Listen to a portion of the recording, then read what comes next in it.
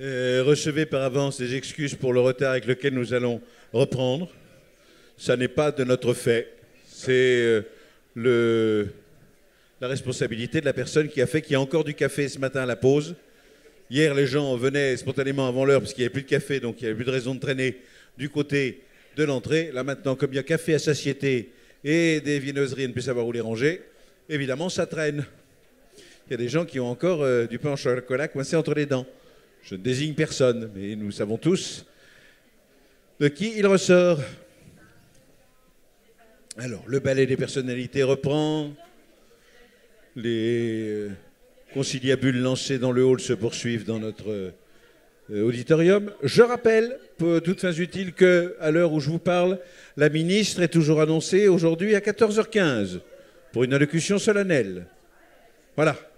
Donc, tant qu'elle n'a pas annulé, nous sommes en droit de considérer qu'elle sera là. C'est une façon positive d'envisager les choses. On s'avance. Est-ce que nous commencerions peut-être à applaudir pour donner l'alerte aux personnes qui sont à l'extérieur que nous sommes prêts à débuter? Voilà. On fait comme si nous allions débuter. Et la preuve, des gens arrivent comme ça le nez en disant « Mon Dieu, j'ai raté le début d'une intervention qui devait être brillante. Peut-être que je ne vais rien comprendre. » C'est possible.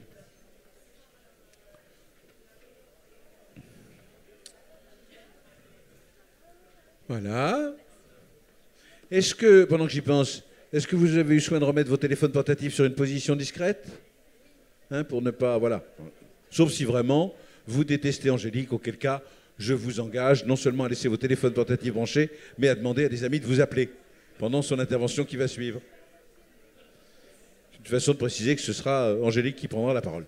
Vous entendez les voix de nos traductrices, vous ne savez pas s'il y a des corps au bout, eh bien le corps qui est en train de passer est celui d'Ariane, qui est votre traductrice. Vous pouvez l'applaudir. Avec Emmanuel qui a un corps également, mais qu'on voit beaucoup moins puisqu'il est réfugié dans la cabine de traduction qui se trouve au premier étage. Beaucoup de personnes se sont inquiétées ce matin de la santé de Floria, dont je rappelle qu'elle a été, Floria qui l'a préposée au passage des diapositives parmi diverses missions, dont chacun se souvient qu'elle a été agressée sauvagement hier par un escalator au moment de la pause de midi. Eh bien, bon, une plainte a été déposée contre l'escalator, on ne sait pas si la plainte suivra son cours, mais du côté de l'intégrité physique de Floria, ça va beaucoup mieux. Elle remarche. Elle vous remercie de vos applaudissements nourris et enthousiastes. Elle était plus applaudie quand elle souffrait, manifestement. Je note bien que maintenant qu'elle va mieux, elle est moins applaudie.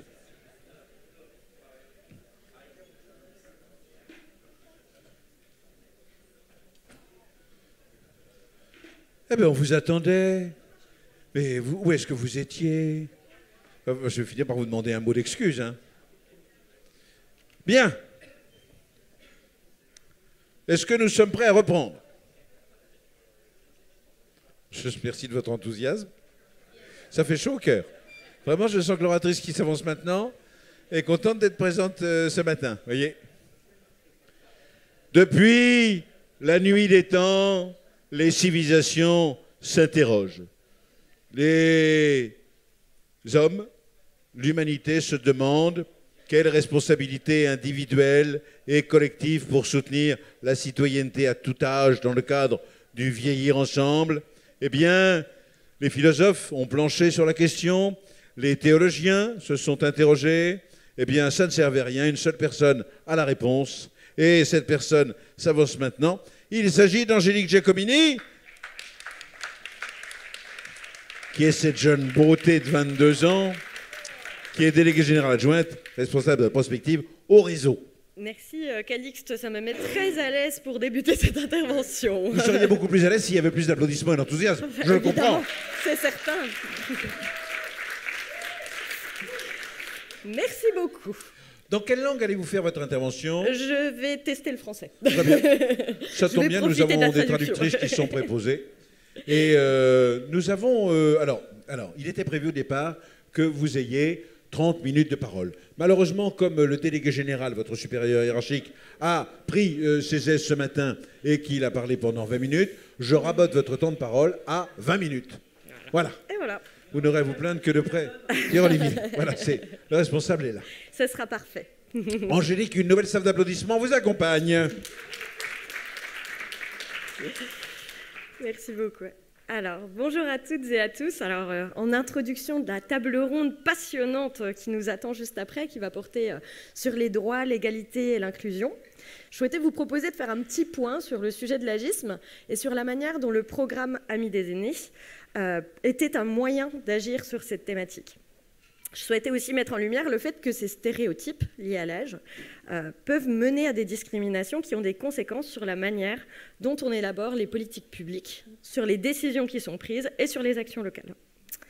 Mais pour débuter, la problématique de l'agisme, au fond, vient peut-être simplement de notre condition d'être humain.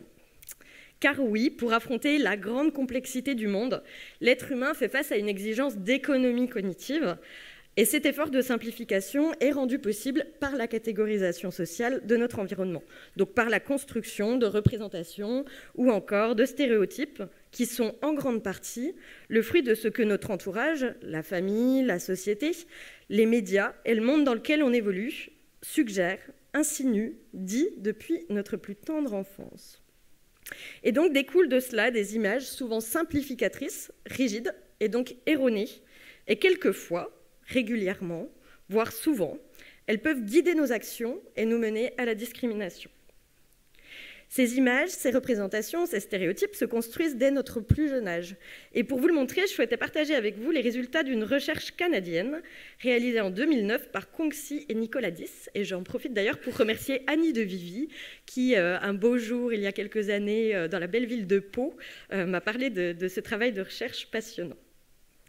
En fait, dans cette expérimentation, ce sont de jeunes enfants de 3 ans qui sont face à une expérimentatrice qui va leur présenter 2 images. L'une sur laquelle apparaît un objet connu par l'enfant, par exemple une banane. Et l'autre, un objet le plus souvent inconnu, par exemple un fer à souder. Et cette expérimentatrice va dire un mot qui n'existe pas, par exemple pernito. Et donc, par déduction, on pourrait imaginer que l'enfant désigne le plus souvent l'objet inconnu, à savoir le fer à souder, lorsqu'il entend ce mot pernito qui ne lui évoque rien.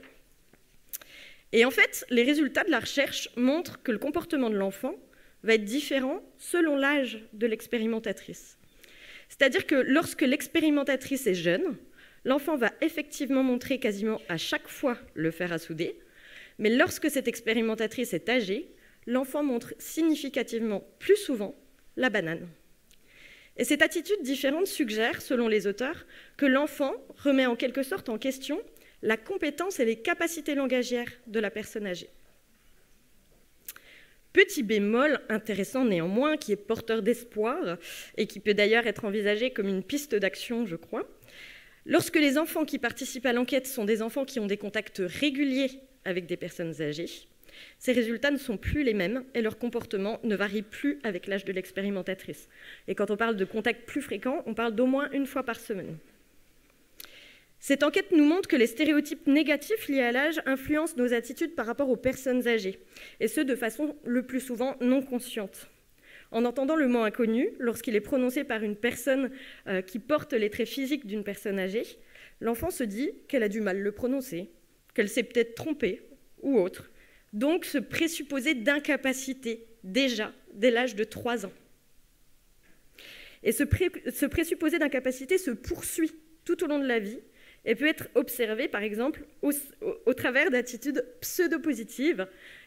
Et oui, Pierre-Olivier, on travaille ensemble, vous savez, nos personnes âgées qu'il faut absolument aider, nos personnes âgées, cette expression si infantilisante, comme si elles ne s'appartenaient plus tout à fait à elles-mêmes. Certains auteurs appellent cela l'over-accommodation, qui peut s'illustrer aussi, par exemple, par un excès de politesse, par le fait de parler beaucoup plus lentement, voire à l'accompagnateur de la personne âgée, et d'utiliser finalement des phrases plus simples lorsqu'on est face à une personne qui présente tous les traits physiques d'une personne très âgée. Tout ceci étant dit, posons-nous ensemble une question importante à laquelle je vous laisserai le soin de réfléchir sans pour autant me risquer à y donner une réponse. La société est-elle agiste ?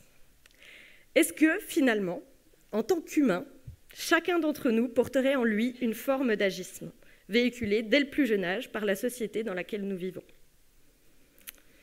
J'aimerais aussi nous mener à une autre question.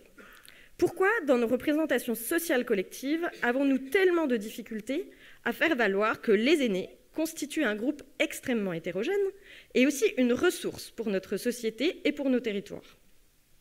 Pourquoi avons-nous une telle tendance à mettre à un arrière-plan très lointain le fait que les aînés sont des grands-parents? Une étude de la DREES en 2018 faisait d'ailleurs état d'environ 16,9 millions d'heures de garde par semaine des petits-enfants en France. Ce sont aussi des élus locaux. 60% des maires ont 60 ans ou plus en France. Des consommateurs, en particulier consommateurs de services de proximité. Des aidants. Là encore, selon une enquête de la DREES en 2016, un aidant de personnes âgées sur 2 a plus de 60 ans. Et finalement, s'ils décidaient tous ensemble de se mettre en grève, une bonne partie de notre société serait à l'arrêt. Les seniors, les vieux, les retraités ne sont pas de petites choses fragiles. Ils sont des citoyens, des habitants qui vivent dans un environnement qui les rend trop souvent vulnérables, dans un monde de jeunes fait par les jeunes. De la même manière que les femmes ne sont pas fragiles, elles ont trop longtemps vécu dans un monde fait par des hommes pour des hommes. Et pour progresser autour de ce défi, nous avons eu besoin d'une prise de conscience, d'une mobilisation collective, de militantisme, mais aussi de l'appareil législatif. Certainement avons-nous besoin de cela également pour progresser autour de la lutte contre l'agisme, pour éviter que la négligence des vieux ne construise leur vulnérabilité. Nous nous trouvons aujourd'hui dans une situation inédite de l'histoire de l'humanité. Nous n'avons jamais été aussi nombreux à vieillir et nous n'avons jamais vieilli aussi longtemps. D'ailleurs, depuis quelques années, en France, la part des 60 ans ou plus est supérieure à la part des moins de 20 ans. Et c'est peut-être, d'ailleurs, ce qui explique que oui, disons-le, les vieux font leurs courses le samedi.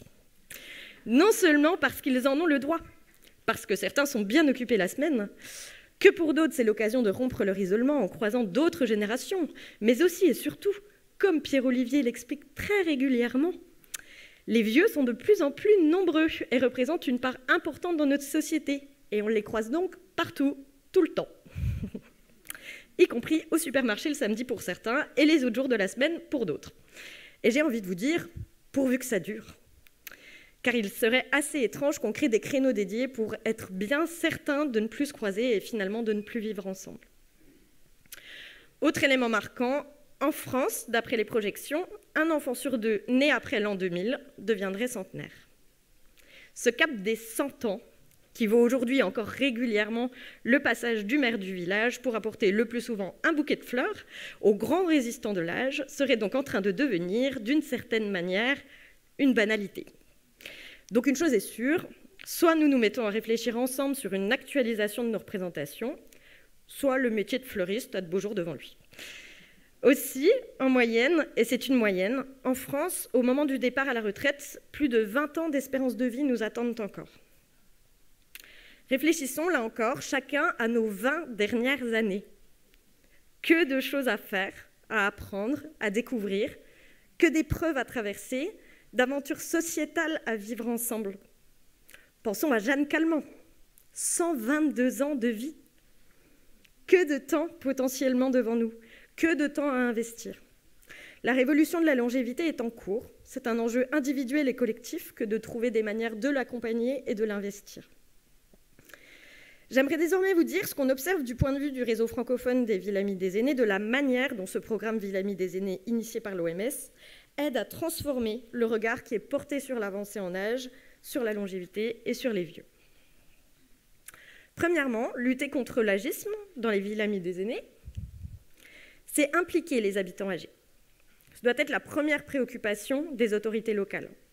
En les consultant, les Villes Amies des Aînés leur permettent d'expérimenter, d'exprimer les atouts et les faiblesses de leur bassin de vie, dans toutes ses dimensions. Elles les consultent comme des citoyens, comme des acteurs du territoire, comme des habitants, capables d'exprimer leur expertise d'usage en faveur de l'intérêt général, au bénéfice de tous les aînés, mais aussi des autres générations. Ces villes amies des aînés replacent la parole des plus âgés comme un argument important des choix politiques et techniques à réaliser pour améliorer la qualité de vie du plus grand nombre. Deuxièmement, lutter contre l'agisme dans les villes amies des aînés, c'est aussi réfléchir à l'image qu'elles renvoient des aînés. Par exemple, sur leur site internet, est-ce que la page dédiée aux aînés est réservée aux EHPAD, aux aides à domicile, aux thés dansants, ou bien aussi aux opportunités d'engagement, de mobilité, de culture? Est-ce que les illustrations de la gazette locale représentent des vieux, y compris quand on parle de jardins partagés, de bénévolat, d'habitat, ou uniquement lorsqu'on y parle du CCAS et du repas de Noël? Ce qui permet ça, c'est aussi la capacité de la collectivité à sortir des silos, à travailler d'une manière intersectorielle en impliquant tous les services, tous les élus. Car être âgé, c'est une chose, mais on est un habitant et un citoyen avant tout, quel que soit notre âge. Donc ce service public, qui est un service pour tous les publics, doit nous prendre en compte chacun avec nos particularités. Et ça signifie que ce n'est pas au CCAS de gérer le sujet des vieux dans un territoire. Le CCAS doit gérer les affaires sociales.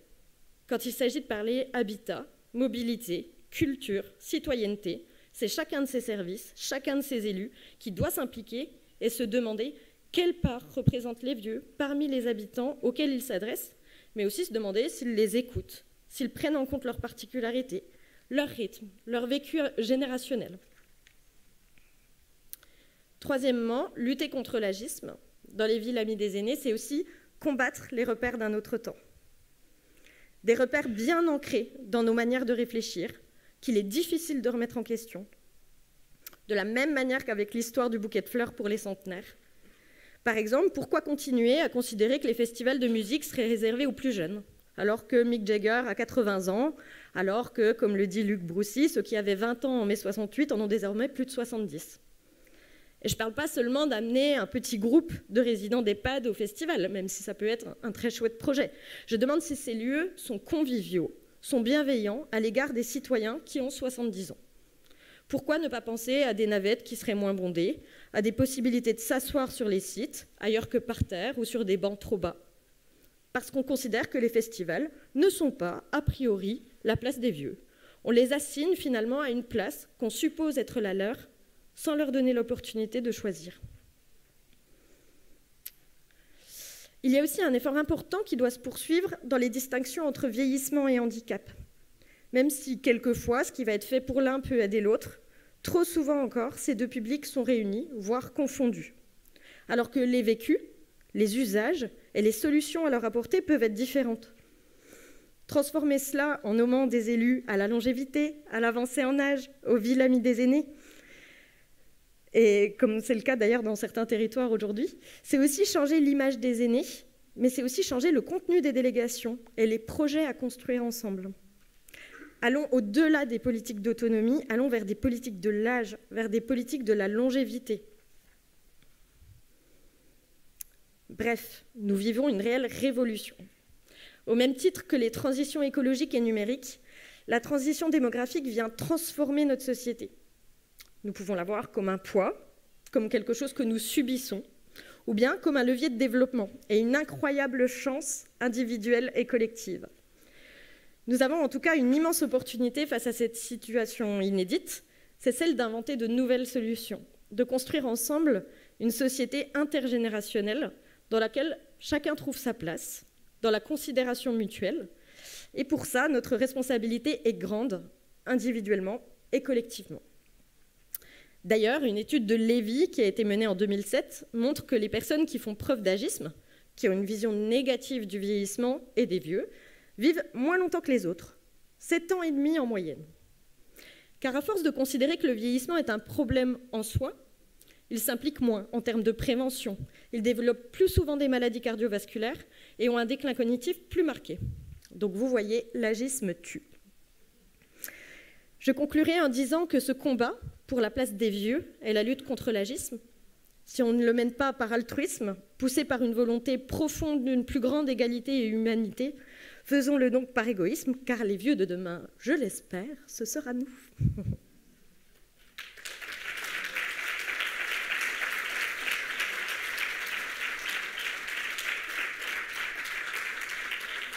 Je viens ici présenter des excuses. Dans la présentation que j'ai faite de l'intervenante qui vient de s'exprimer un instant, je me suis un petit peu trompé. Ça n'est effectivement pas Angélique Giacomini, la déléguée générale adjointe du réseau francophone des villes amies des aînés, qui prenait la parole, mais c'était bien la docteure en sociologie, chercheur associée à l'Université de Bourgogne, que vous voudrez bien applaudir, beaucoup plus que l'autre Angélique Giacomini. Sur mon programme, il était possible de poser des questions avant que nous accueillions les intervenants de la table ronde. Donc s'il y a des questions pour l'Angélique Giacomini, qui est déléguée générale adjointe, ou pour la docteure en sociologie, je suis tout à fait disponible pour les lui transmettre. Il n'y en a pas. Eh bien, regardez, on va enchaîner directement. On ne va pas non plus attendre comme ça 10 minutes pour respecter l'horaire, alors que depuis ce matin, nous saccageons à pieds joints l'horaire en question. Des intervenants vont maintenant venir nous rejoindre sur scène. Vous voudrez bien applaudir Claudia Mahler, Georges-Paul Angevin, Marie Beaulieu et Cyan Jones.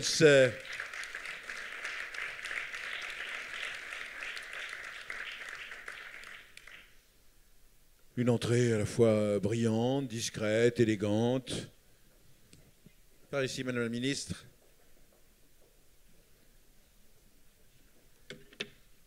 Je vous en prie.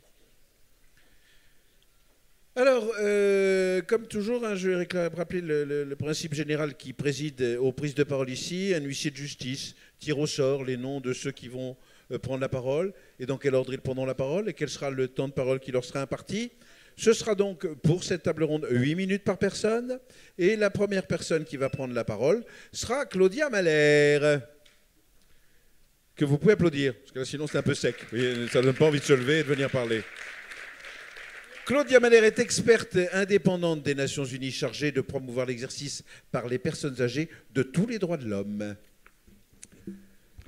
Thank you, Mr. Moderator. You're welcome on board. I am very happy to see you here on the stage. And you're waiting for some applause. Here, the applause. I'm waiting. And then you can talk for 8 minutes. And Yeah. then after, I ring the bell.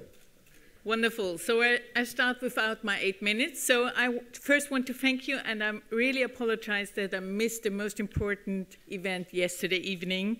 I heard it was wonderful, and I would also acknowledge that the organizers took care of us very well, and thank you so much for having me here. So now my 8 minutes starts. Okay. Thank you so much. Dear moderator, dear participants, from the outset, I really would like to warmly thank the organizers, the Francophone Network of Age-Friendly Cities, with the support of WHO, Global Network and Age-Friendly Cities, for inviting me to participate in this important conference and share my experience in this roundtable, Rights, Equality and Inclusion. I think the title says it all. I'm pleased to address you in my capacity as United Nations independent expert on the enjoyment of all human rights by older persons. I'm the only mandate in the whole UN system which has a specific focus on older persons. I need to deal with more than 700 million older persons, and honestly, one person with a very small support staff is not enough. And this is not equality, just to start from the scratch. So currently, as I said, I'm the only expert, and I'm the mandate holder who's reporting to the United Nations Human Rights Council and the General Assembly about progress and challenges faced by older persons in the realization of their human rights. As part of the special procedures of the United Nations Human Rights Council, I was appointed by the members of the Council to hold this independent, impartial, and honorary position. The aim of my mandate is, among others, to assess the situation of the human rights of older persons worldwide, to identify and collect good practices, as well as to provide recommendations to member states and other stakeholders. To do so, I'm entitled to prepare 2 thematic reports and 2 country missions each year. What are thematic reports? Because I started during COVID, my first report focused on COVID and the impact on the human rights of older persons. I dedicated my second report on ageism and age discrimination because it's one of the major gaps in the current human rights framework. Intersectionality is also key for older persons. We are not only an older persons, we are an older women, for example. This is why I dedicated my next report to older women, to also show the intersectionalities. And I did a report on deprivation of liberty to showcase what older persons also suffer in different settings. Violence against older persons is another report which I delivered this year, as well as climate change-related response and support during these climate-related issues. So, and one of my last reports was also on housing, where I also had the honor to check what do age-friendly cities offer us in regard of housing. So I would say there's a huge connection between my mandate and the work you're doing on a daily basis in the communities as well as on the regional and national level. Many of us in this assembly have been afforded the great privilege of our time, the privilege of aging. Thanks to considerable progress in medicine, living conditions, and human developments, we are all living longer, with opportunities and challenges, and all of us are now hoping to be able to age with remaining healthy and active for many years. This includes to decide with who, how, and where we want to live, hopefully in an inclusive environment. To achieve this, we also must be able to make our decision in an informed and autonomous way. And we also need to have choices. For me, this is part of aging with human rights. As I said in the beginning, I'm entitled to 2 country missions per year and can inform you that many older persons do not have choices where to live. And this can be related to a lack of resources, a lack of information, a lack of infrastructure, but also a lack of rights. Let me share with you a concrete example on older persons in Finland, for example. This older person was from the Sami population, and she told me if she does not manage on her own, because there is no support in her community, she needs to live in a care home which is hundreds of kilometers away from her home, without her culture, without her language, without the support she really wants to have. An older man in Bangladesh told me that he wants and needs access to the labor market. Nobody wants to employ him anymore. But he really wants to work to achieve a decent life for him and his wife. In the Dominican Republic, for example, an older person who did not manage to walk alone and could not leave his apartment was very happy to have found a person who is checking in on him on a daily basis, because now he can stay in the community. And this was part also of an age-friendly neighborhood initiative. So he was very happy with this organization. But we all know the demographic change towards aging society is already a global reality, as I just showed you also with my examples from the north and from the south. Contrary to popular reception, this transformation trend impacts both countries in the global north and south. Worldwide, some more than 700 million people, roughly 10% of the world's population, are currently already over the age of 60. Within the next 3 decades, the number of older persons worldwide is projected to double, reaching 20%. And for the first time in history, there will be more older persons than people under 5 in 2050. This demographic change has profound effects on societies at all levels, and in particular gives rise to the growing concerns in terms of human rights linked to aging. It is essential to analyze things from a holistic perspective, and to take into account the whole range of human rights, economic, social and cultural rights, as well as civil and political rights. I took up my position, as I said, during the COVID crisis, and as we all know, this had a devastating impact on older persons. It had horrified consequences, and it is believed that more than 83% of the 12.7 million deaths related to pandemic were older persons, and millions have been dying without even being counted. The pandemic really shed light and failure of our societies to protect all the population, and it has further exacerbated pre-existing barriers, preventing them from fully enjoying their human rights. Cases of neglect and elder abuse were on the rise, and the overall increase in age-based discrimination and ageist attitudes led to unreached amount of trauma and stigma. I'm sure everybody in the audience has one or two cases in mind where older persons were left behind in isolation or without support during this period. But we also saw solidarity, where neighborhoods managed to support each other with groceries or other needed goods. So I think this is also a trusted system, that the age-friendly environment in the neighborhood is a very useful tool to survive. Older persons remain too often subject to discrimination, neglect, exclusion, and other human rights violations. Despite these devastating impacts of the COVID-19 pandemic on this age group, insufficient attention continues to be paid to the obstacles to their full enjoyment of human rights. National protection standards are often weak or absent regarding age-based discrimination. As I said before, one of the major gaps in the current human rights framework. Social protection, adequate standard of living, support for autonomy and independence, participation and decision-making, and freedom from violence, abuse, and neglect.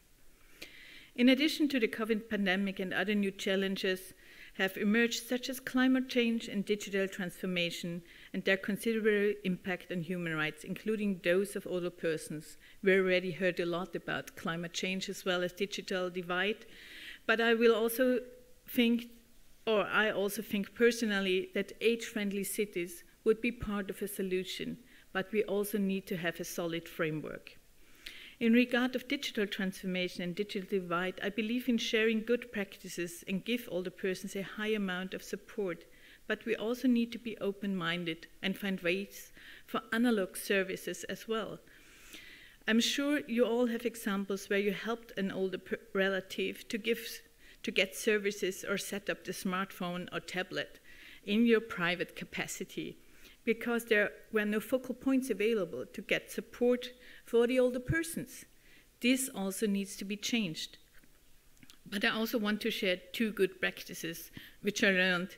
One is from Bangladesh, where I was told that they have invented an app to get their social allowances in the forest rural areas. And I really checked in my country mission, and I asked in a round table the older, especially older women, do you use this app? And everybody showed me their phone and said, yes, this is the way how we get our allowances. But you don't need to have a smartphone. A very regular phone is good enough for this. So I also just want to share that there are a couple of good solutions which they also use. The other example I would like to share is, which I find quite interesting as well, is to have an open space. For example, in Finland, the libraries have a counter where we can always go to get support in your digital tools. They give you a helping hand with your bank account, they set up your phone, and you can also attend learning lessons if you want. So it's a kind of an open space, and the club as well. It's a shared space for all the persons and all generations.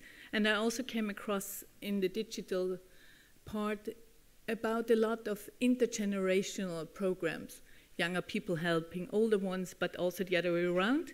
And I would say that everybody had an added value. It was not only the older person, because it was also the older person who taught the children different things in this regard. As Stephanie pointed out, they are very good teachers as well. Dear participants, dear colleagues and friends, in a few days, on the 10th of December, we will be celebrating the 75th anniversary of the Universal Declaration of Human Rights. As the year passes, it remains a powerful statement to humanity, consecrating freedom and equality for all.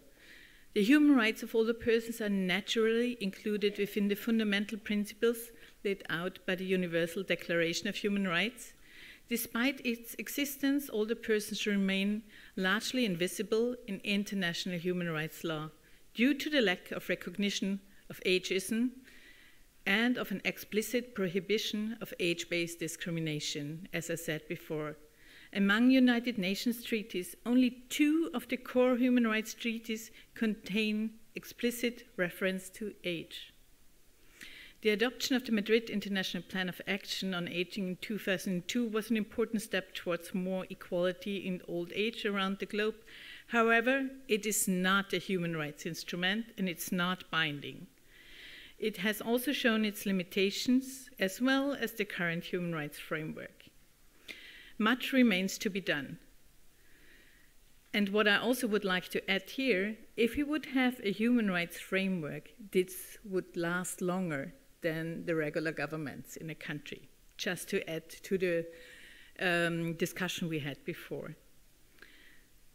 While the population continues to age older, it is crucial for states to adjust the current legal and policy frameworks to real needs of older persons, including in prohibiting discrimination based on age and in providing equal access to essential services.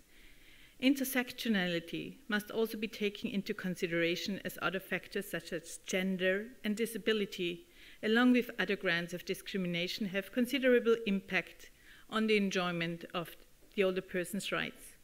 Indeed, inequality gets aggravated in older age. Too often, older persons are only recognized as social beneficiaries.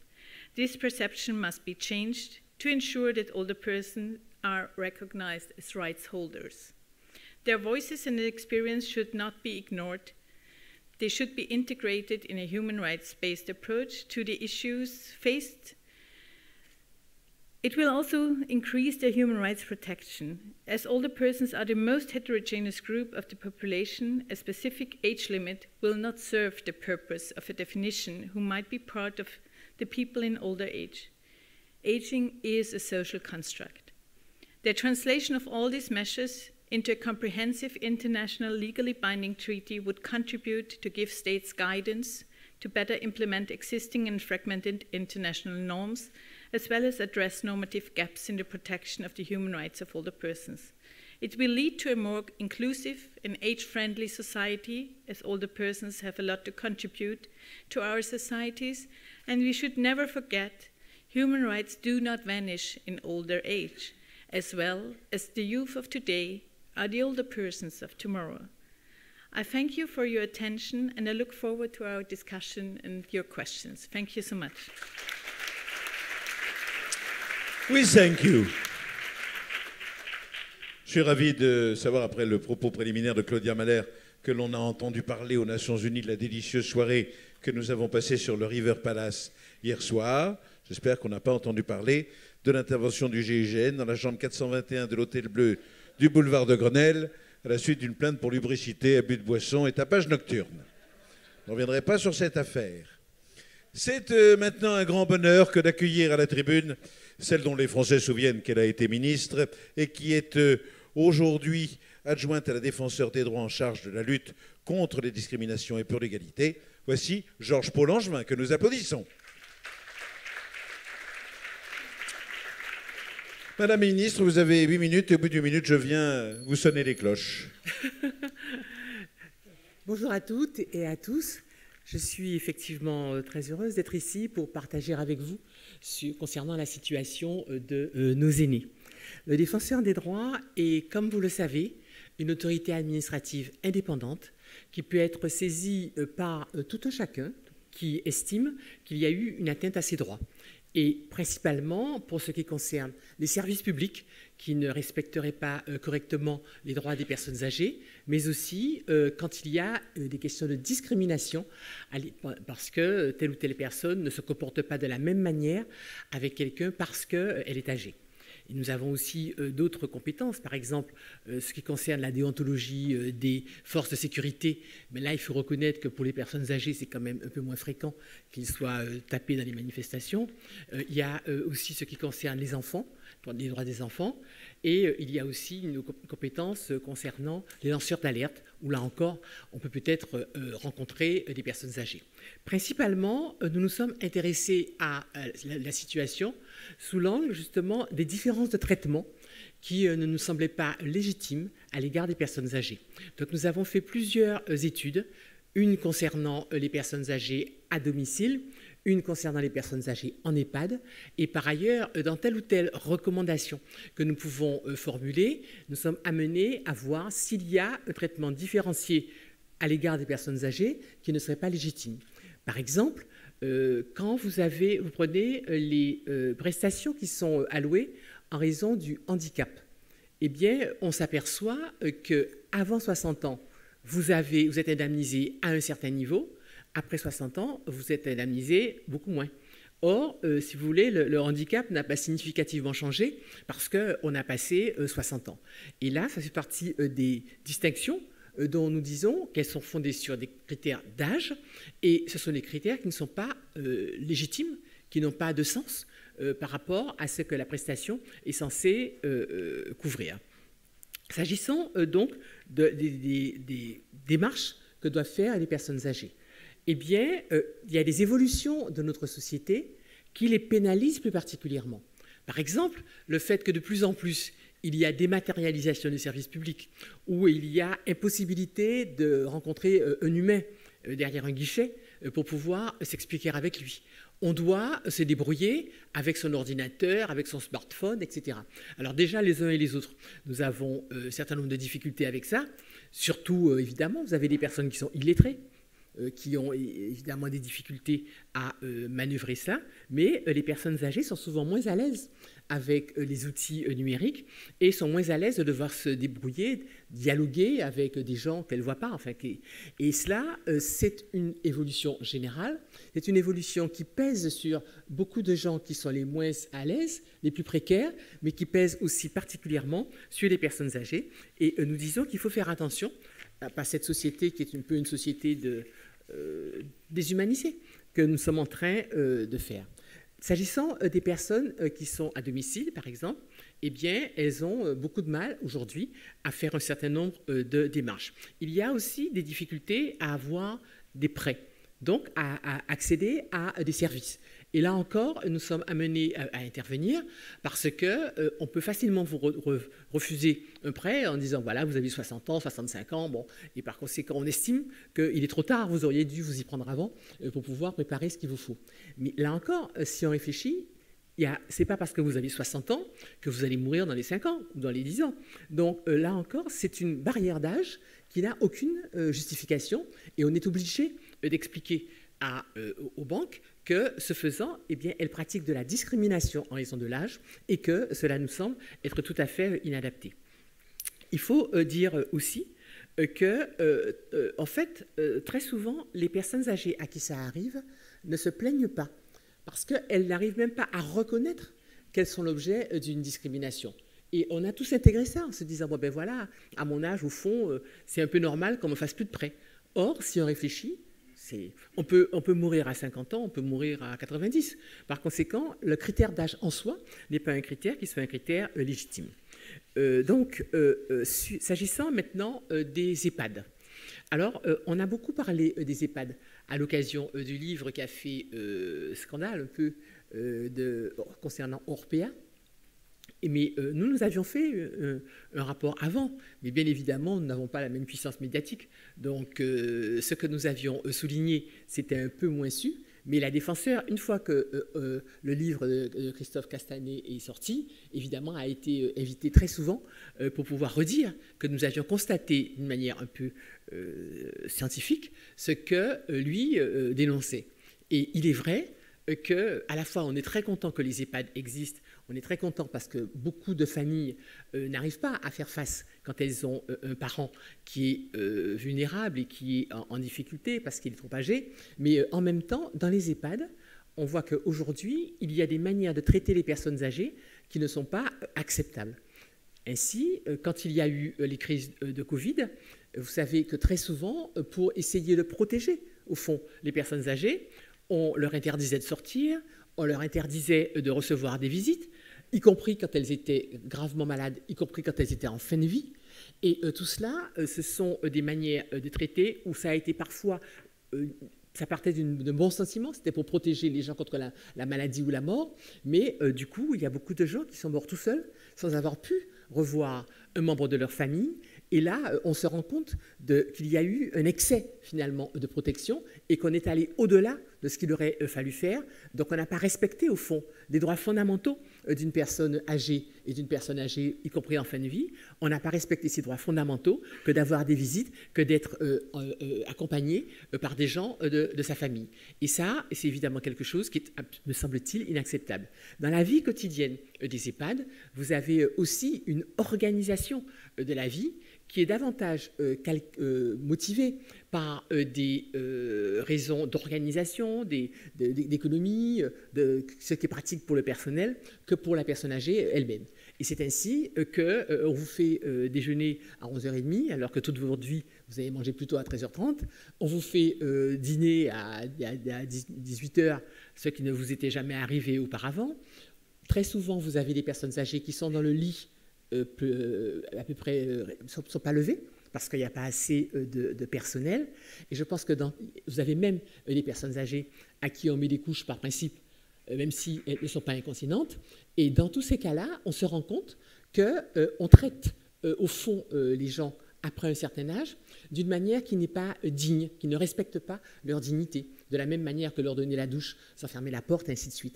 Et on se dit que dans nos EHPAD, on est content qu'ils existent, il faut qu'ils existent, et il faut saluer le travail difficile que font les personnels dans ces établissements, mais il faut rappeler toujours que même si on est âgé, même si on a un peu de mal à se déplacer, eh bien, on est une personne humaine dont on doit respecter les droits et la dignité.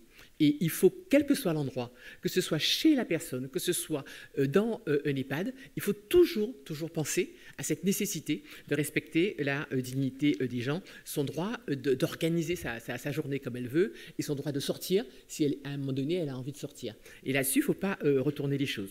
Donc aujourd'hui, ce que nous disons, c'est que pour les EHPAD, il faut un ratio minimal d'encadrement. On retombe toujours sur ces problèmes de personnel. C'est que pourquoi on traite les gens comme ça, c'est que souvent, il n'y a pas suffisamment de personnel. Et là, il faut donc un ratio minimal d'encadrement. Il faut penser à s'opposer à ce qu'on se limite la liberté d'aller et de venir des résidents. Quand on est dans un EHPAD, on n'est pas en prison. Donc, il faut bien penser à cela.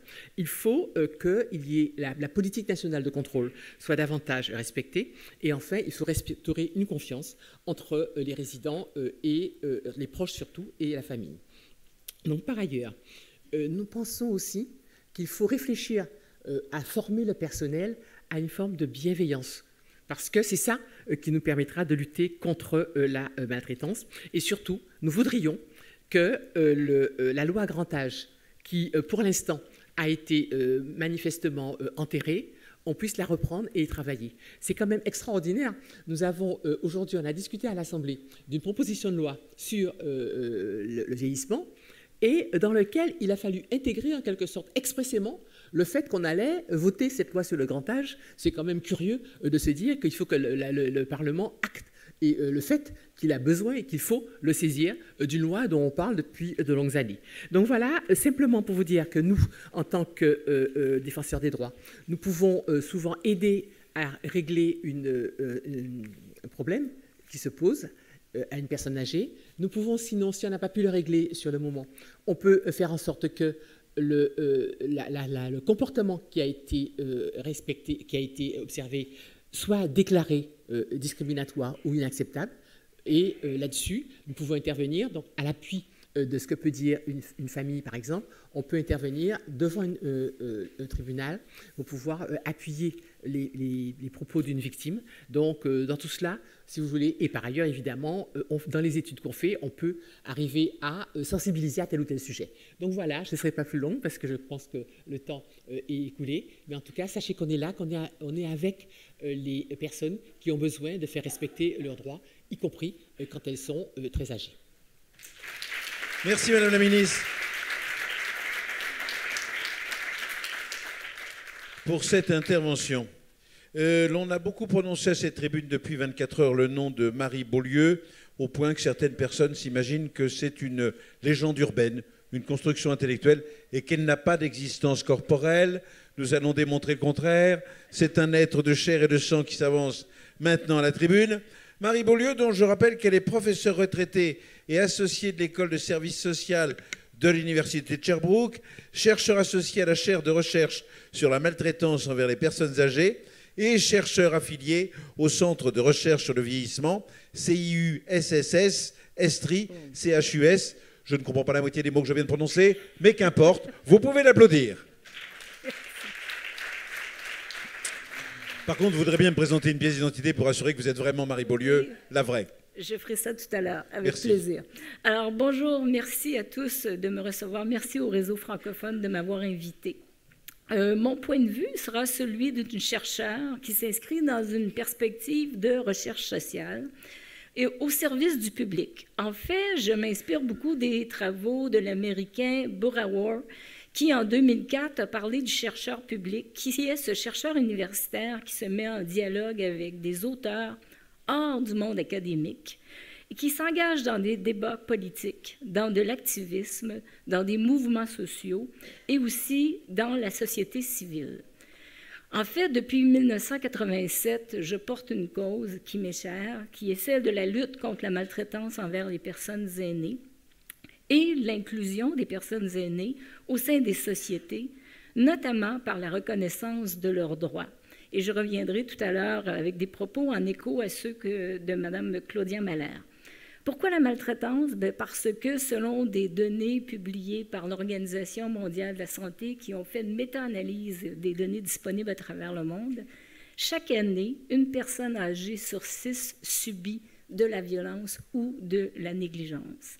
Et on constate que dans les programmes Ville Amie des aînés ou Municipalité Amie des aînés, souvent, ces initiatives-là sont traitées de façon un peu timide, alors que je pense que ça pourrait prendre plus de place.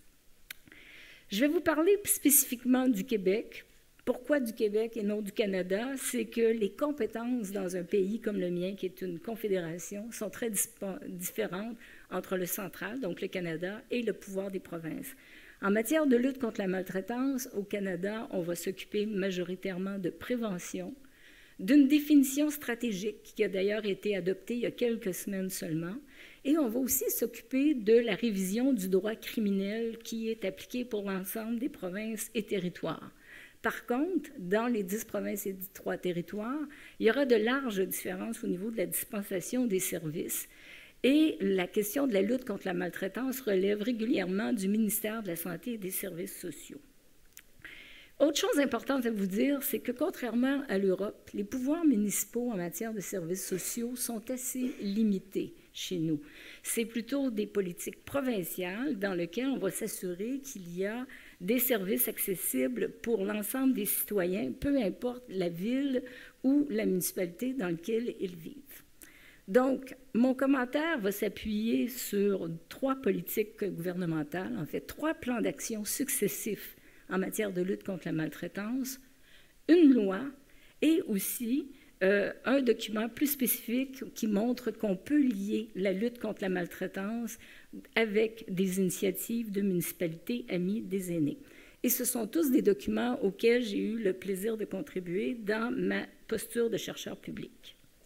Alors, commençons par dire que depuis 1976, il y a au Québec une charte des droits et libertés.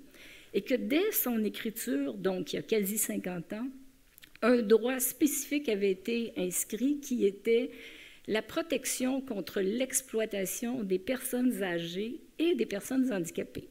Alors, je fais écho aux propos d'Angélique un peu plus tôt. Comment ça se fait qu'on a souhaité lier personnes âgées et personnes handicapées? Je peux vous dire que ça fait objet de débat parce que c'est des publics qui par moments se croisent, mais vraiment pas toujours. Quand même, ce qui était intéressant, c'est de voir comment on a pu être visionnaire d'inscrire ce droit. Mais en même temps, je vous dis tout de suite, le côté un peu plus sombre des choses, c'est qu'on s'est rendu compte que c'était un des droits qui était le moins mobilisé. Ce qui fait que la Commission des droits de la personne et de la jeunesse, autour des années 2000, a décidé de faire une vaste campagne de publicité pour mieux faire connaître ce droit. Maintenant, il est un peu plus mobilisé. Mais cette charte reconnaît aussi des droits plus généraux, évidemment, qui s'appliquent aux aînés. Je pense, entre autres, à la question de la discrimination sur l'âge. Je pense à la discrimination selon le genre, aux droits des locataires, aux droits de vote, et ainsi de suite. Il est important de dire que la lutte contre la maltraitance existe depuis plusieurs années au Québec, mais qu'elle n'était pas très structurée. La première fois qu'on a entendu parler de violence envers les aînés, c'était à la fin des années 80, dans le cadre de colloques régionaux sur la violence. Et malheureusement, quand on regarde le rapport, à la fin du rapport, il n'y avait aucune recommandation qui concernait les aînés, mais il y avait des recommandations pour tous les autres publics. Donc, c'est comme si on l'avait nommé, mais qu'on ne l'avait pas vraiment pris en charge. Alors, moment important, contexte politique inédit. En 2007, pour la première fois au Québec, on a une ministre responsable des aînés à temps plein. Avant ça, le dossier des aînés était une particule qui était passée d'un ministre à un autre. J'ai vu toutes sortes de combinaisons, affaires municipales et aînés. J'ai déjà vu chasse, pêche et aînés. Donc, ça vous donne une idée comment le dossier aîné pouvait être passé d'un endroit à l'autre. Cette ministre, en plus, avait un doctorat en communication, connaissait la recherche et avait aussi travaillé dans des perspectives de développement des collectivités, ce qu'elle appelait « community building ». Donc, elle a lancé une vaste consultation publique sur les conditions de vie des aînés quand elle est arrivée au pouvoir, donc en 2006, un rapport qui a été publié en 2007. Et dans cette consultation publique, il y a quelques chercheurs qui ont répondu à l'appel, mais pas tant, parce qu'on se rend compte que c'était peut-être moins dans la culture des chercheurs. Par contre, et là, on parle ici de la question de l'inclusion des personnes aînées, les aînés, comme individus ou comme associations, ont été très importants pour faire des représentations. De ça, 10 sujets principaux sont ressortis, dont la question de la lutte contre la maltraitance. Ça nous a donc mené, en 2010, à avoir un premier plan d'action gouvernementale pour contrer la maltraitance envers les aînés, sous la responsabilité de la ministre responsable des aînés, mais dans une concertation interministérielle, parce que déjà, on savait que si on voulait lutter contre la maltraitance, ça ne pouvait pas être un seul ministère qui en soit responsable. Je dois vous dire que les grandes associations d'aînés ont été très présentes dans ce dossier. Quand la ministre a lancé le plan, ils avaient eu le contenu du plan quelques jours à l'avance et ils pouvaient d'emblée se prononcer sur leur volonté d'adhésion ou non aux certaines mesures qui étaient annoncées dans le plan. Pour écrire ce plan, il y a eu un comité d'experts et une des expertes, une des 4 expertes qui étaient là, était une dame âgée qui représentait aussi les associations d'aînés et les OBNL de services aux personnes qui étaient maltraitées. Dans ce plan, la définition inclut d'emblée la violation des droits comme un type de maltraitance. Et ça, on ne voit pas souvent cela à travers le monde. Pourquoi? Mais justement parce qu'on avait la charte dont je vous ai parlé il y a quelques minutes, qui nous permettait d'avoir un appui et de reconnaître que la violation des droits était une forme de maltraitance. Une des caractéristiques de nos plans d'action, c'est qu'ils sont dûment évalués et qu'à chaque fois qu'on en sort un second, normalement ils sont quinquennaux, on va aller chercher le point de vue de différents acteurs, y compris les personnes aînées, sur les mesures qui ont été mises en place, mais aussi sur leurs attentes pour le plan suivant. Donc, le deuxième plan d'action était 2017-2022. Et ici, à la demande des aînés, la définition de la maltraitance a évolué pour inclure l'agisme. Parce que pour des aînés, être la cible d'agisme, c'est vécu comme une forme de maltraitance. Donc, encore ici, on voit le pouvoir des aînés dans cette possibilité d'influencer des actions. De plus, dans ce plan, on introduisait l'importance de la bientraitance. Pourquoi?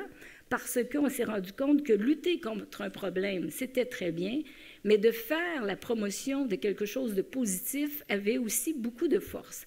Et on n'a pas voulu édulcorer le propos et de dire on va parler que de bientraitance. On a dit on va continuer à nommer le problème et à aller de l'avant pour lutter contre la maltraitance. Dans les mêmes années, on a eu aussi un projet de loi qui a été très important parce qu'on a structuré la protection de certaines personnes aînées face à la maltraitance. Et encore là, un rôle d'inclusion très important des associations d'aînés. La première version du projet de loi avant son adoption parlait d'un signalement renforcé, mais pas nécessairement obligatoire. Et ce sont les associations d'aînés qui ont demandé que le signalement soit rendu obligatoire dans certaines conditions.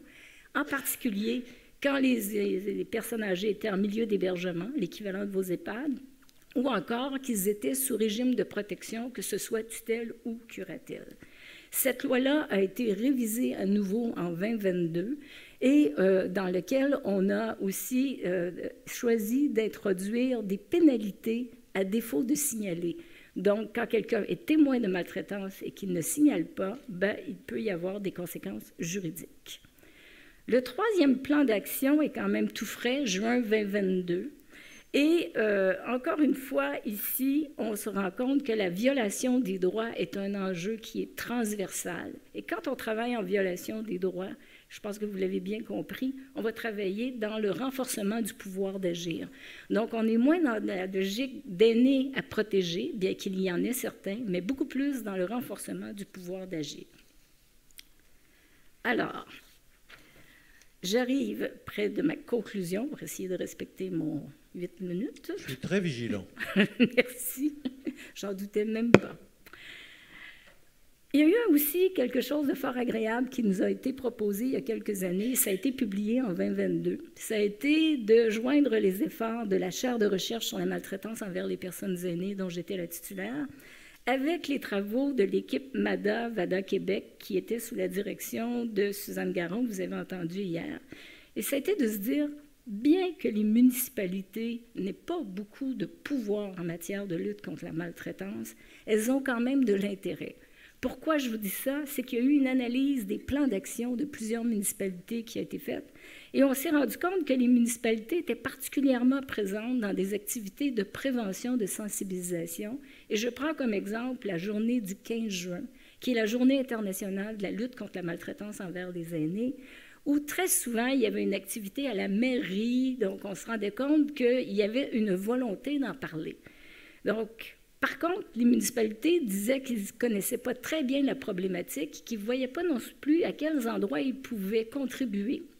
Oui, prévention un peu, mais en matière de repérage, en matière d'intervention plus directe, en matière de suivi et de concertation avec les acteurs, ils étaient un peu moins outillés. Ce qui fait qu'on a produit un guide d'une 20aine de pages qui se veut très pratique, mais à l'usage des municipalités. Et ce guide-là, ben, vous avez la photo, vous pouvez le télécharger et vous voyez surtout que ça s'appelle « Contribuer à la lutte contre la maltraitance ». Pourquoi contribuer? Parce qu'on sait que les municipalités n'ont pas la responsabilité. Par contre, ils peuvent être des partenaires hyper importants. J'arrive donc à ma conclusion. Ben, les droits évoluent énormément. Je vous l'ai dit, la question de l'article 48 de la Charte québécoise, c'est beau, c'était là depuis le début, mais ce n'était pas connu. Maintenant, c'est de mieux en mieux connu, de mieux en mieux appliqué. Et encore dans les dernières années, la Commission des droits de la personne et de la jeunesse a été amenée à préciser en quoi on pouvait protéger l'ensemble des aînés ou est-ce qu'on souhaitait protéger uniquement certains aînés qui pourraient être considérés comme étant plus en situation de vulnérabilité. C'est un grand objet de débat. Si vous voulez, on y reviendra dans les questions. Dans toutes ces mesures, vous avez vu que le respect des aînés a été hyper important et que les approches inclusives sont quelque chose qui nous tient à cœur. Si on veut changer, adapter des politiques publiques et des services, on a besoin des aînés comme partenaires. Les aînés sont inclus dans des différents espaces de parole et laissez-moi vous dire que si on ne les invite pas, ils ont un lobby très fort, donc ils vont prendre la parole. Donc, on a tout intérêt à les connaître, à les reconnaître. Entre autres, un réseau qui s'appelle FADOC, qui vient pour Fédération de l'âge d'or du Québec, qui a tout un comité sur les droits des aînés, ou encore l'Association québécoise de défense des droits des retraités et des pré-retraités qui font des lobbies très forts. Je fais donc beaucoup de constats positifs, mais j'ai quand même aussi un esprit critique. On a beaucoup de chemin de fait, mais la valeur de nos actions, je pense, c'est toujours le fait qu'on évalue nos plans d'action quand ils arrivent à terme, au bout des 5 ans, qu'on va chercher différents points de vue et qu'on change les mesures pour le plan d'action suivant. L'autre valeur de nos actions, c'est que pour chacune des mesures dans un plan d'action, il y a toujours un ministère ou un organisme public qui est responsable et imputable et qui doit faire rapport des travaux qui ont été faits. J'aimerais conclure sur la force que vous avez comme réseau francophone et aussi comme membre d'un réseau international. On l'a vu depuis 2 jours, on est des représentants de 16 pays. J'aimerais faire écho à des propos donc, de Claudia Mahler en disant de grâce, travaillez avec vos gouvernements pour les influencer afin qu'ils travaille dans une perspective de vraiment renforcer une convention internationale des droits des personnes âgées. J'ai eu le plaisir, moi, de travailler à ces travaux, de mettre l'épaule à la roue dans ces travaux, non pas comme professeur d'université, parce qu'à l'ONU, il n'y a pas de place pour les chercheurs ou les universitaires. Par contre, il y a des places pour la société civile. Donc, j'y suis à travers le réseau international de prévention de la maltraitance envers les personnes aînées. Et je dois vous dire que chacun des pays mérite qu'il y ait beaucoup de lobby. Et si vous vous demandez quelle est la position de la France par rapport à cette convention internationale, laissez-moi vous dire qu'elle est très timide, pour ne pas dire réfractaire. Et si vous me posez la question pour le Canada, pendant longtemps, on a eu une position très timide au Canada. Maintenant, il y a un peu plus d'ouverture, mais ce n'est pas gagné. Et on est plusieurs à faire des blagues parce que les travaux du groupe à composition non limitée sur les droits des aînés durent depuis plus d'une douzaine d'années. Et on est plusieurs à se demander si on aura le plaisir de voir une convention internationale. Avant, on disait avant notre retraite, mais puisque j'ai pris ma retraite cette année, je vais dire j'espère le voir avant ma mort. Donc, continuons le lobby. Merci.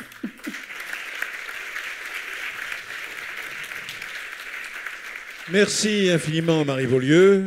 Je salue la stratégie qui consiste à faire une dizaine de phrases commençant par « en conclusion » ou « pour conclure » qui permettent de gagner 10 minutes.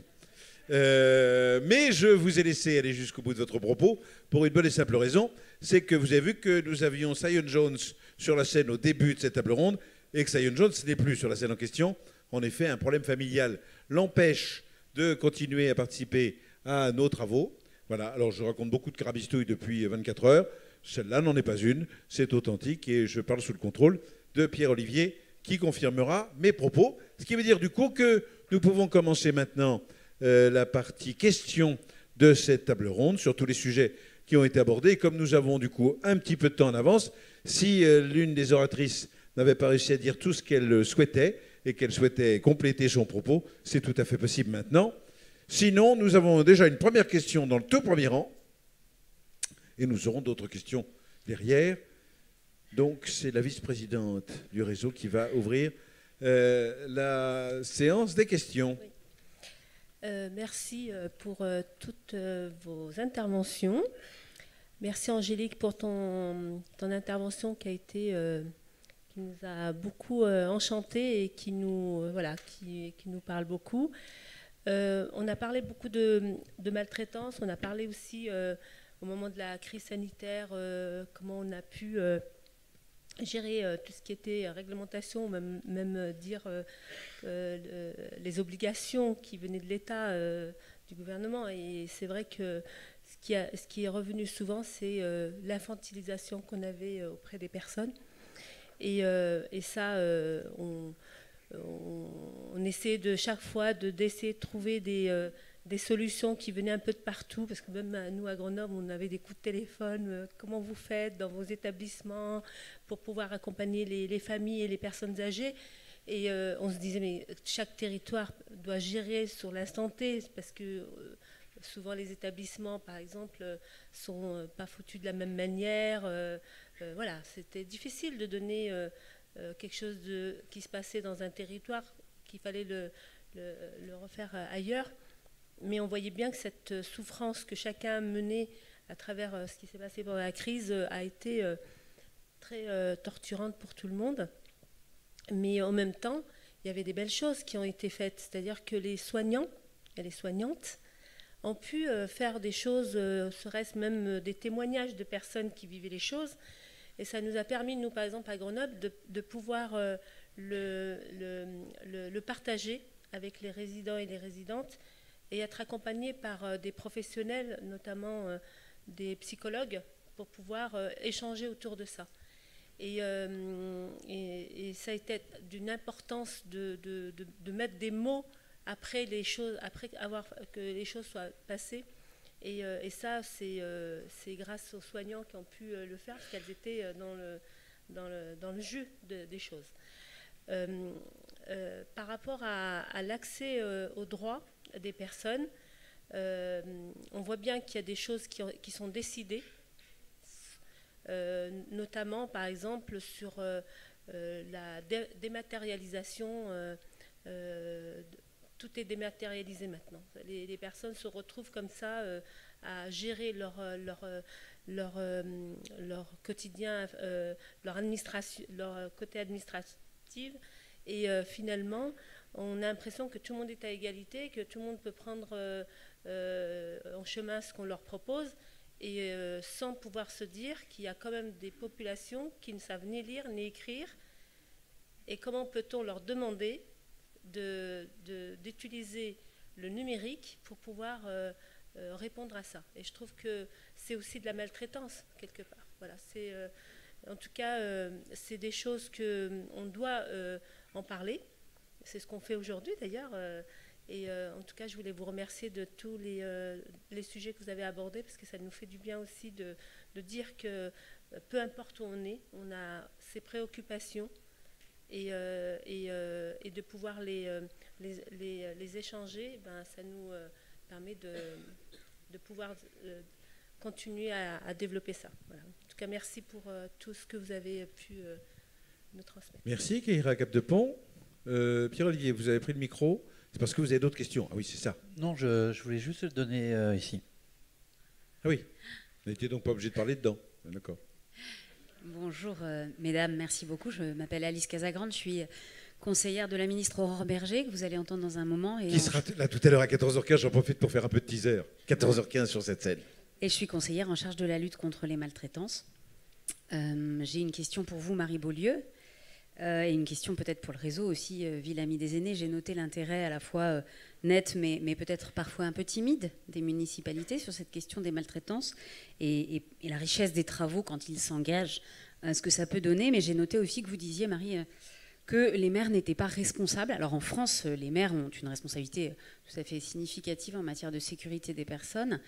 Ce que nous avons noté quand nous avons travaillé avec les maires, parce que c'est une évidence, il faut travailler avec les municipalités, c'est qu'elles avaient une représentation des maltraitances envers les personnes âgées ou des violences qui étaient principalement agressions sur la voie publique.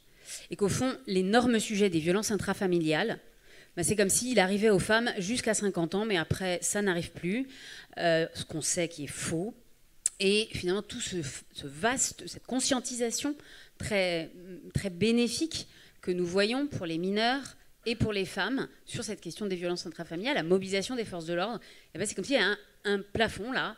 Et on a été très, très intéressés d'échanger avec les maires pour leur dire peut-être qu'en fait, il y a des évolutions aussi de représentation. Quand vous voulez vous intéresser à la sécurité des aînés, il faut peut-être aussi s'intéresser à ce qui se passe à domicile. On parle beaucoup des établissements. On a eu tous les rappels et on salue évidemment les travaux du Défenseur des droits, tellement importants et précieux.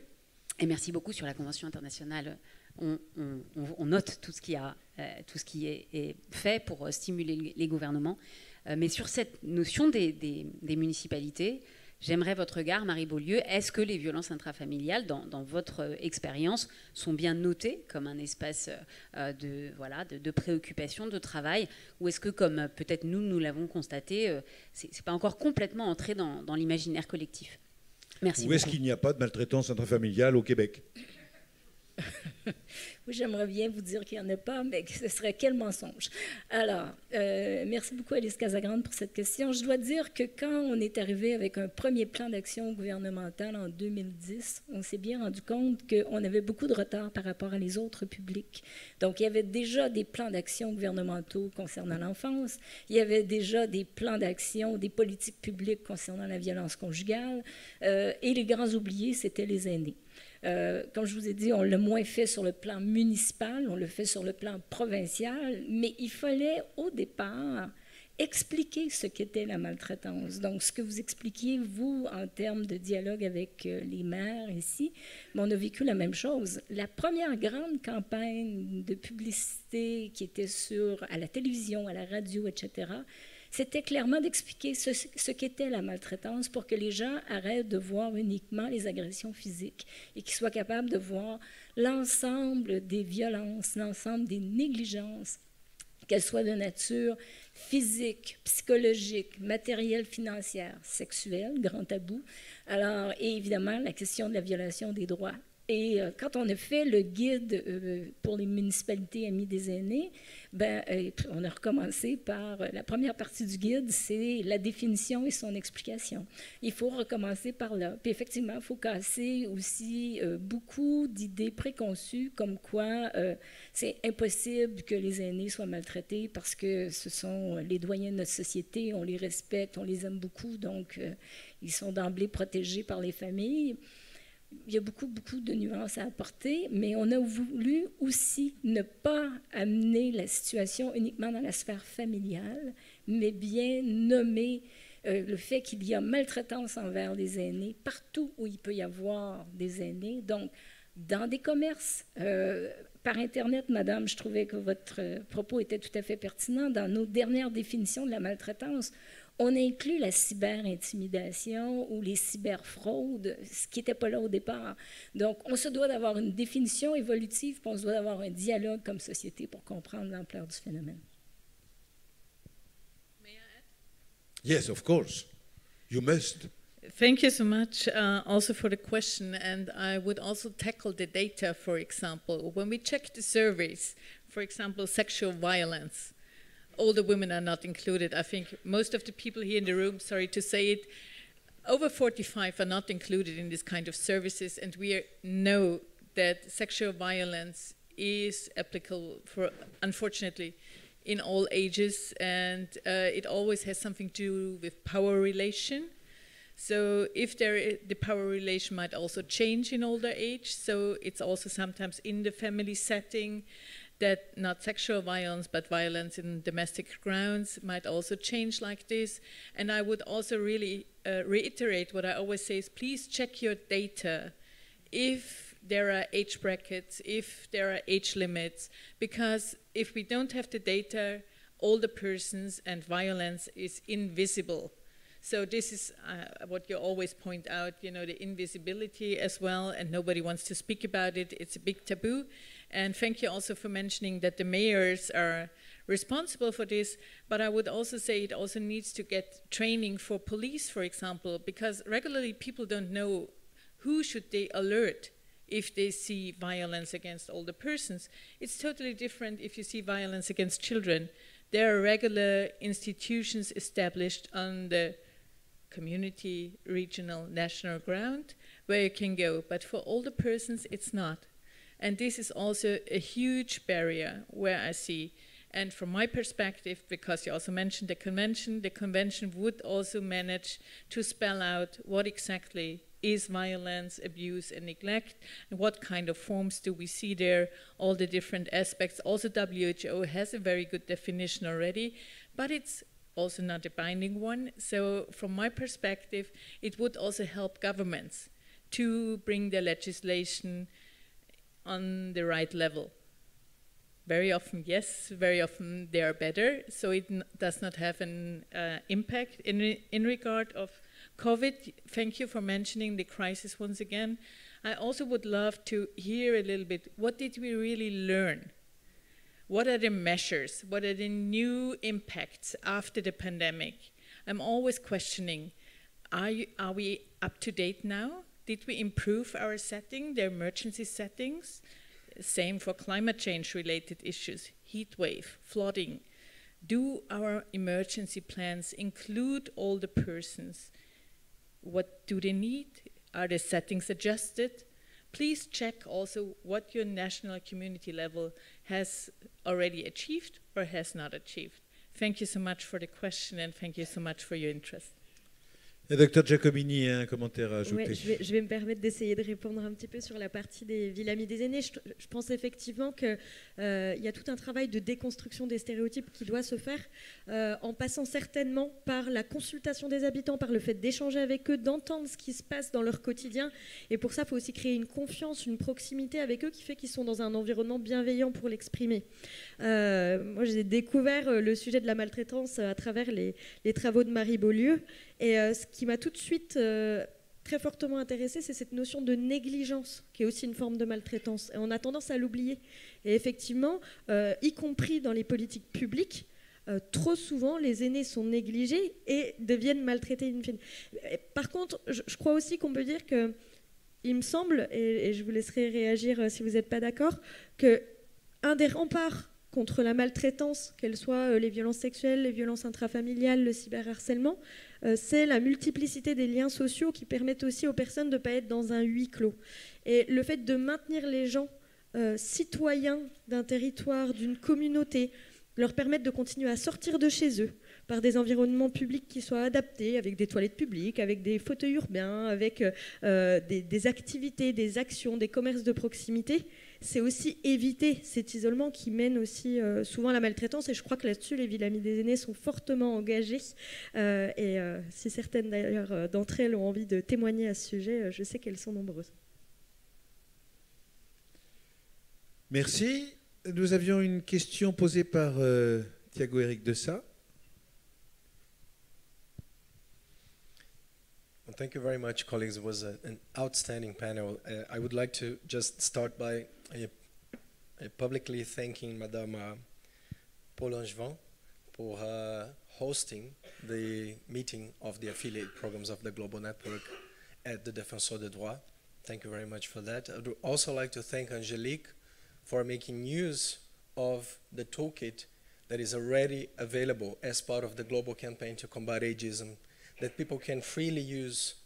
And also, I would like to highlight that the last tool that we have added to the toolkit is a guide, a practical guide to support people doing intergenerational activities. The guide is called Connecting Generations, because we know that this is one of the 3 evidence-based interventions to address ageism, together with policy and law and educational interventions. And I would like also to acknowledge the outstanding work that Claudia does in her capacity. And Claudia, you have highlighted in so many ways how age-friendly cities and communities help ensure the rights of older people. But Marie provided a very concrete example on how cities and communities, even when they're not mandated or have direct responsibilities, they can do something. So I'll perhaps just throw a crazy thought here. That maybe one of the next reports of the independent expert could be on the solutions that age-friendly cities and communities put in place. And I'm sure that the global community would be thrilled to have that prominently featured on how is that those cities and communities are already taking action, but also highlighting the challenges that they face in fulfilling their role in ensuring that each and every older person has their rights attained, secured, fulfilled. Claudia? I should answer from scratch now.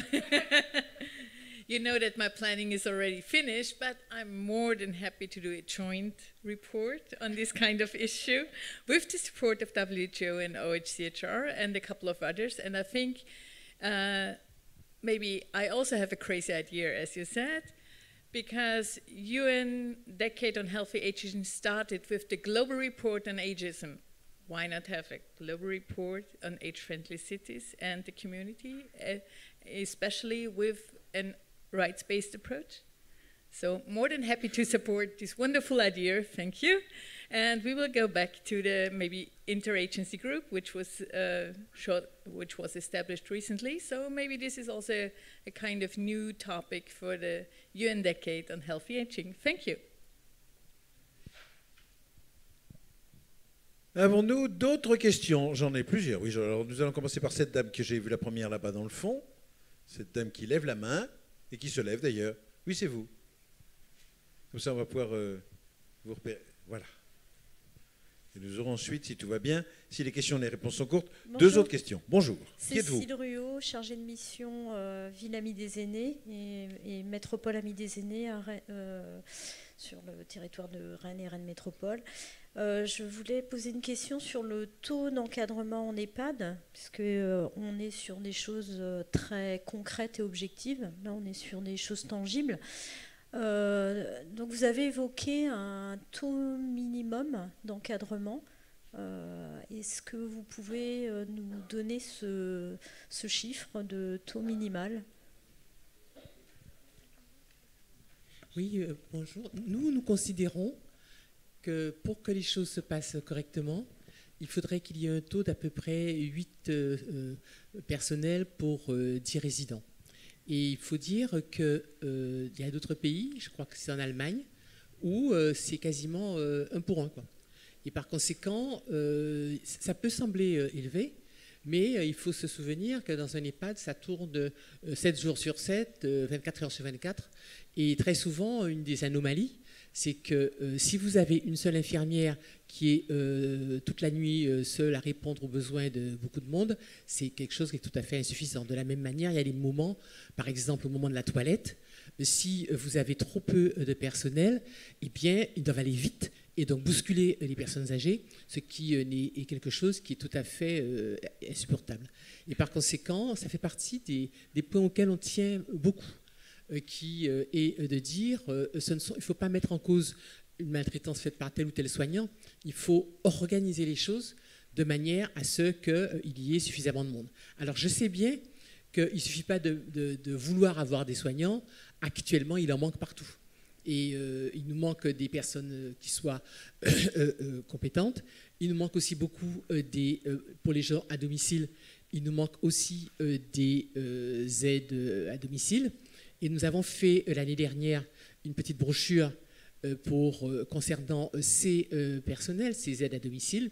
Et on s'aperçoit, là encore, c'est une sorte de chaîne, parce qu'il n'y a pas suffisamment de monde s'occupant des personnes âgées, mais les personnes qui s'occupent des personnes âgées sont elles-mêmes mal payées, maltraitées, parfois d'ailleurs méprisées par les uns et les autres. Ce sont souvent des femmes d'origine étrangère. Et par conséquent, si on ne revalorise pas la situation des gens qui s'occupent de nos aînés, eh bien, nos aînés seront maltraités. C'est aujourd'hui, je dois dire quand même d'ailleurs, que cette brochure que nous avions faite sur les aides à la personne, eh bien, on n'avait pas fait les grands titres des journaux, parce que ce n'est pas des gens qui intéressent spécifiquement. Alors, pendant que j'ai le micro, je voudrais aussi rajouter une chose sur l'aménagement de l'espace. Dans les municipalités, on a tout le temps des débats sans fin sur la question des bancs.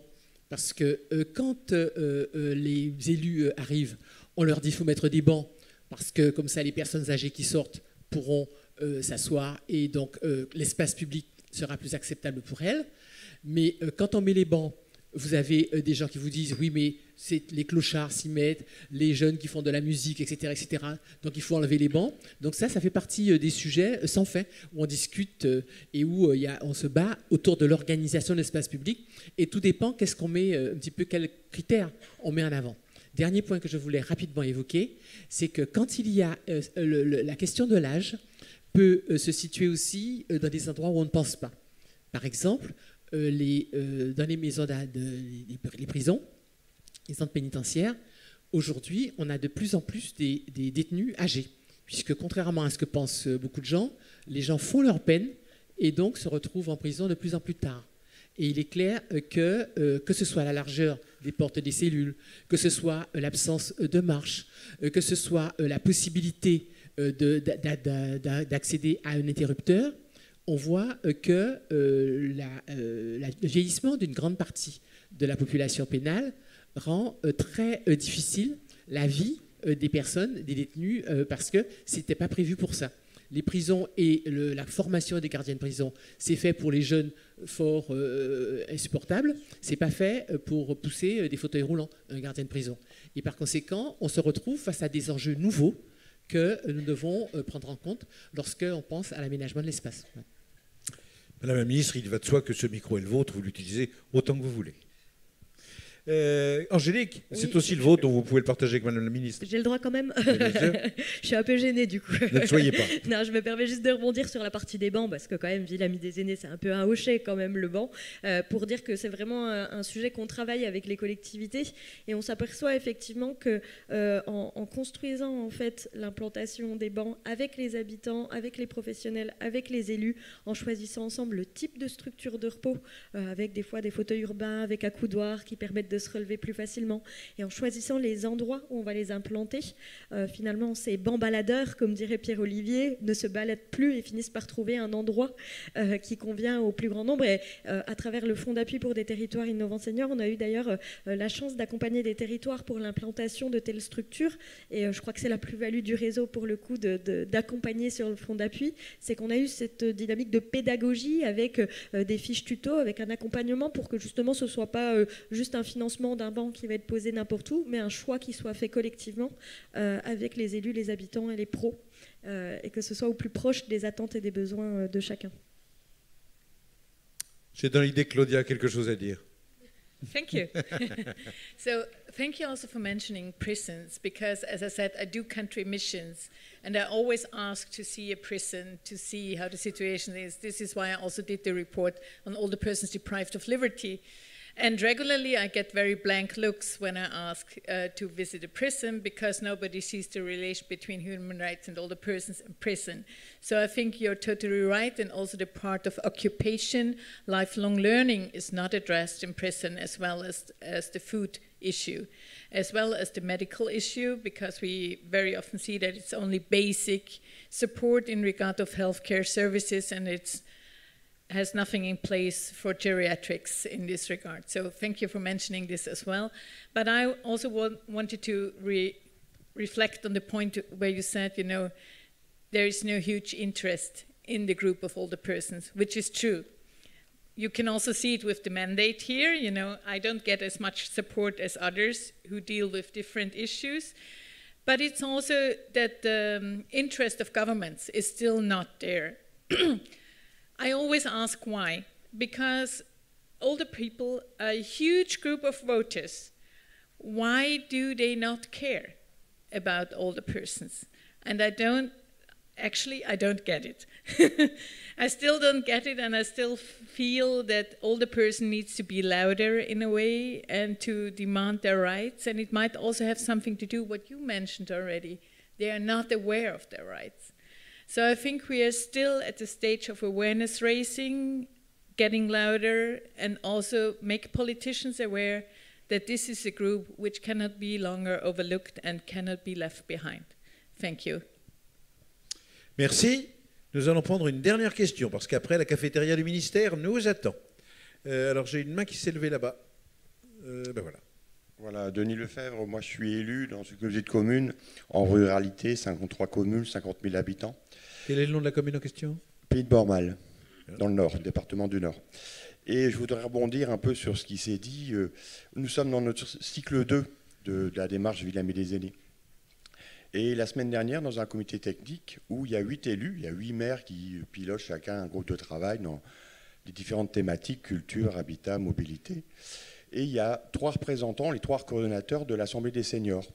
Et alors qu'on était sur des notions générales dans les thématiques amis des aînés qu'on voit citées et qu'on connaît très bien, pour la première fois, il y arrivait des questions sur la vulnérabilité, sur le grand âge, sur les soins palliatifs, sur mais que fait-on, que fait la société, et voilà. Et moi-même, je suis gériatre, donc je suis habitué à ces questions-là. Voyez, mais là, de les voir rebondir par les seniors, par les élus, c'était un grand moment pour moi.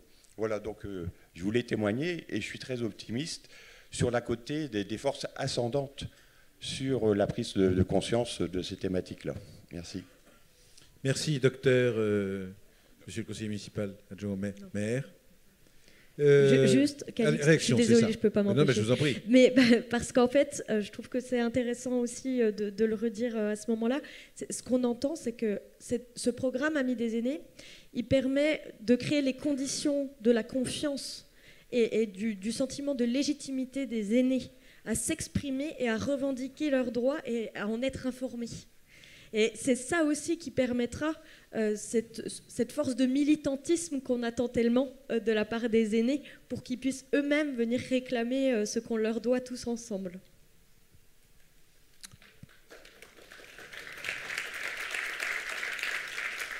Si je prolonge un peu la pensée d'Angélique, la ville Amis des aînés sauvera le monde.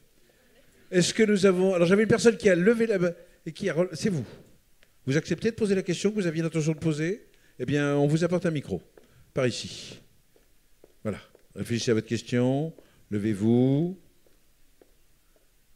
Essayez de vous rappeler de votre identité. Voilà. Bonjour. Bonjour à tous les panélistes. Bonjour à vous. Je m'appelle Albert Évrard. Je voudrais vous poser une question comme ancien avocat au barreau de Bruxelles.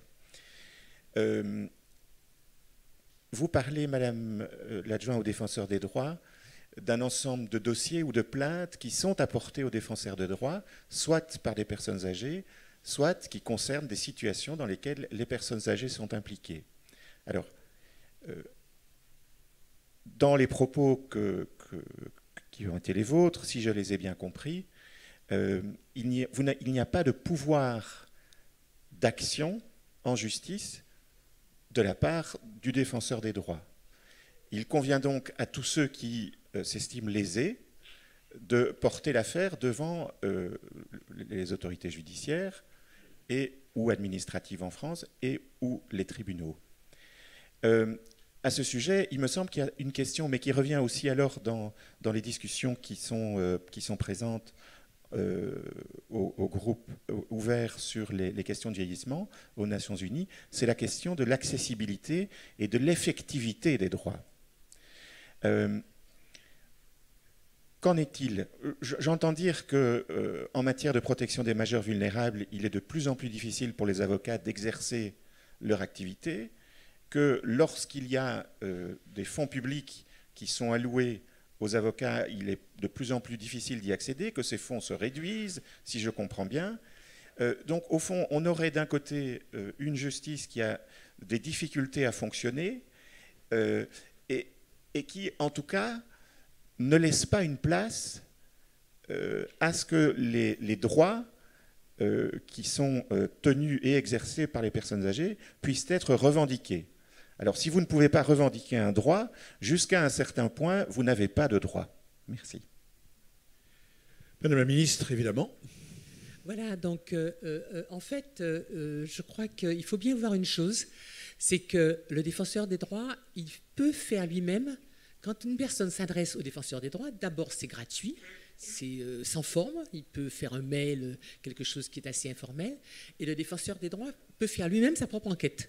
Donc nous demandons à la personne mise en cause des explications et nous demandons aussi qu'elle nous donne des éléments de preuve et la personne n'a pas la possibilité de refuser de nous fournir les documents que nous demandons. Par conséquent, une fois que nous avons fait l'enquête, nous pouvons nous faire notre propre opinion sur ce qui s'est passé et à partir de là, proposer soit une médiation. En général, c'est plutôt comme cela que nous fonctionnons. Dans 80% des cas, on arrive plutôt à proposer une médiation. Et si une médiation n'est pas possible parce que la partie ne le veut pas, etc., ou parce qu'on n'a peut-être pas de compétences sur ce dossier, mais si la médiation n'est pas possible parce que la personne... À ce moment-là, on peut saisir la justice. Et à ce moment-là, la victime peut aller devant la justice. Et devant la justice, nous pouvons effectivement l'appuyer. Nous n'avons pas, nous, la possibilité de saisir la justice à sa place. Mais s'il est devant le conseil de prud'homme, par exemple, ou devant un tribunal administratif quelconque, à ce moment-là, on peut intervenir à ses côtés.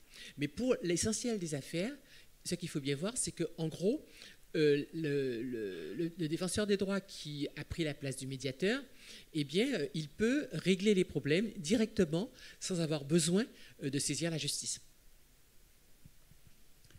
Est-ce qu'on a d'autres commentaires sur la question qui nous a été posée? Non? Eh bien, nous allons déclarer terminer cette table ronde, non sans avoir applaudi l'ensemble des participantes à cette table ronde. Nous allons nous retrouver ici même, dernier délai 14h05.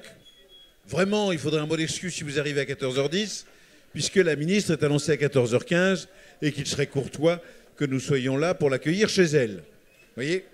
Donc, en attendant, vous avez accès à la cafétéria. Je rappelle que pour ce faire, vous traversez le hall, on vous remettra des tickets qui vous permettront d'accéder à la cantine du ministère. Vous serez prudent avec l'escalator, c'est exactement ce que j'allais préciser. Voilà. Et vous n'oubliez pas que c'est un peu la bousculade, vous l'avez compris hier, donc ce n'est pas forcément la peine de vous précipiter. En revanche, je le rappelle, 14h05, 14h10, dernier délai. Tout le monde sera dans cette salle pour accueillir la ministre, dont la présence est pour l'heure toujours confirmée. En tout cas, n'est pas infirmée. Je rappelle que les casques de traduction doivent rester dans la salle. Donc soit vous les remettez, le plus simple c'est de les remettre à la sortie. Comme ça permet de les recharger. Je rappelle également que si mon souvenir est exact, il y a toujours dans le hall un stand de l'OMS.